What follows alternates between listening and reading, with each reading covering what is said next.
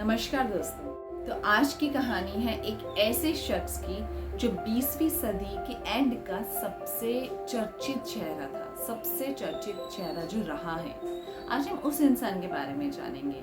उसको लोग अलग अलग तरीके से जानते हैं, जैसे कि कुछ लोग जानते हैं कि वो सिर्फ सोच कर ही जो है रेडियो ठीक कर दिया करता था, या फिर बाकी साइंटिस्ट की तरह उसको भी फिजिक्स की कैलकुलेशन को सॉल्व करने के लिए वो ऐसे रेस्टोरेंट में बैठता था जहाँ पे टॉपलेस वेट्रेसेस होती थी, या फिर हम उनको याद करते हैं एक नटखट और एक शैतानी वाले बच्चे की तरह जिनकी हरकतें रहती थी कि वो जो लॉस एल्मोस में जो लेबोरेटरी थी वहाँ पे वो कागज में अलग अलग नोट लिखकर वहाँ पे रखा करते थे, और यूएस जो फोर्सेस थे उनको वो परेशान किया करते थे, उनको थोड़ा बहुत तंग किया करते थे। तो मैं यहाँ बात कर रही हूँ रिचर्ड फाइनमैन की, जिनका जन्म हुआ था 11 मई 1918 को न्यूयॉर्क सिटी में।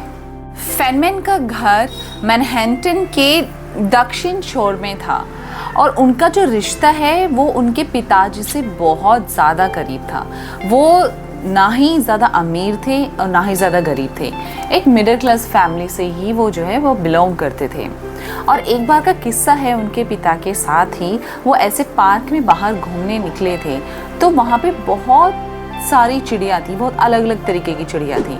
तो उनके पिता ने फाइनमैन से कहा कि ये जो चिड़िया है ये अलग अलग नाम से जो है जानी जाती है, अलग अलग देश में अलग अलग जगह में इनका डिफरेंट नेम है।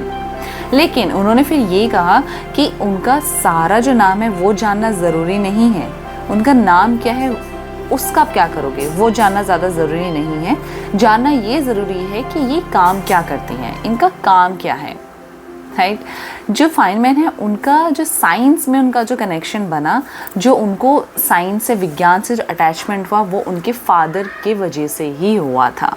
उनके फादर ही जो है उनके आइडल रहे हैं, प्रेरणा रहे हैं एक साइंटिफिक मोड में उनको लाने के लिए। यहाँ पे अगर हम बात करें उनके लव स्टोरी की, उनकी जो उनका वो वाला चैप्टर जो चला था उसके बारे में कि 1934 की ये बात है, जब रिचर्ड फाइनमैन को अर्लीन से, जो उनकी क्लासमेट थी, जो उनके सहपाठी थी, उससे जो है उनको प्रेम हो जाता है, प्यार हो जाता है।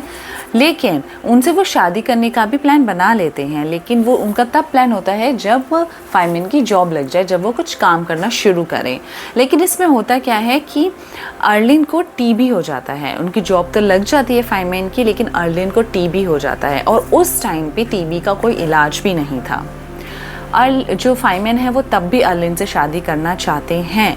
वो ये जानते हैं अच्छे से कि वो अर्लीन के बिल्कुल भी करीब नहीं जा पाएंगे, लेकिन तब भी वो उनके साथ जो है, जब तक उनकी ज़िंदगी है अर्लीन की, उसके साथ वो बिताना चाहते हैं। और इस शादी में सभी उनके जो दोस्त हैं, फ्रेंड्स हैं, पेरेंट्स वगैरह सब उस शादी के अगेंस्ट ही थे। इस बार तो उनके फादर से भी उनका आर्गूमेंट हो गया था, लेकिन वो अर्लीन से शादी करते हैं, और वो जहाँ पे जॉब करते हैं उसी के ही पास जो है वो अर्लीन को एडमिट भी करवाते हैं।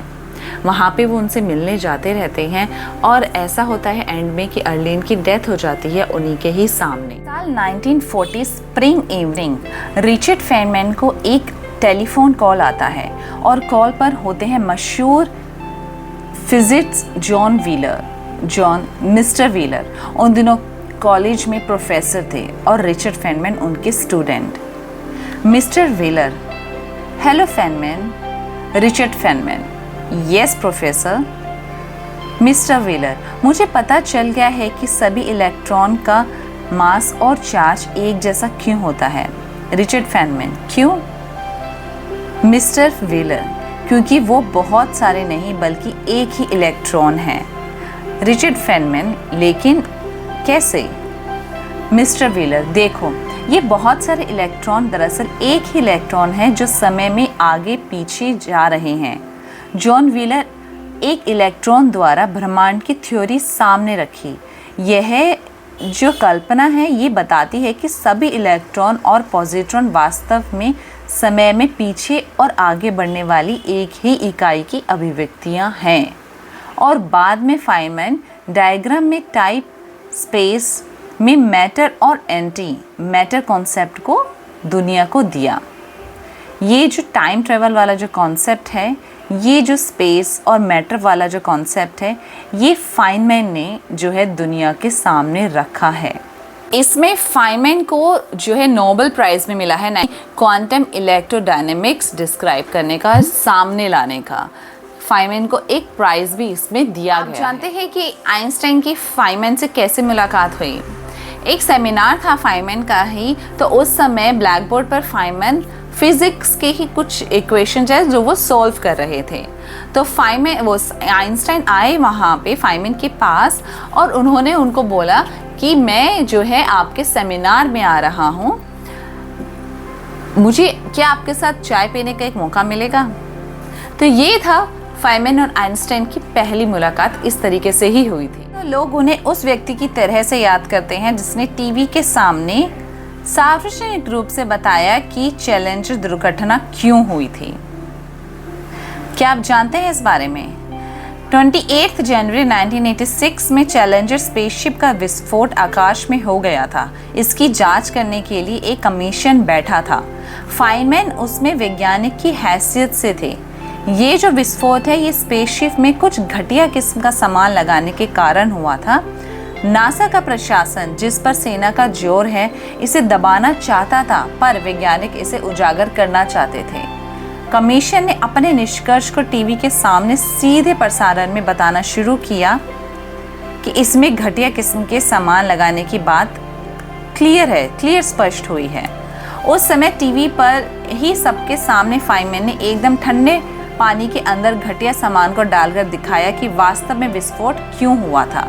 यह सीधा प्रसारण था, इसलिए फाइनमैन का प्रदर्शन रोका नहीं जा सका और यह 2 मिनट की क्लिप कुछ घंटों के अंदर दुनिया के टीवी पर सबसे ज़्यादा दिखाई जाने वाली न्यूज़ क्लिप बन। किस्सा है जिसके बारे में हम यहाँ बात करते हैं कि जो फाइनमैन है वो पैसाडीना के रेस्टोरेंट में ही मोस्टली जाया करते थे। वहीं पे ही बैठ के अपने फिज़िक्स के जो कैलकुलेशंस है, इक्वेशंस है, उनको सॉल्व किया करते थे और वहीं पे ही मीटिंग हुआ करती थी। वहाँ पे बड़ी बड़ी हस्तियाँ आती थी, वहाँ पे बैठती थी और वहीं पे ही अपनी काफ़ी सारी चीज़ें, काफ़ी सारी डिस्कशंस जो है हुआ करते थे।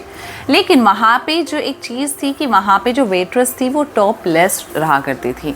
टॉपलेस वो रहती थी, अपने कस्टमर्स को सर्व किया करती थी, फूड, ड्रिंक्स एक्सेट्रा जो भी।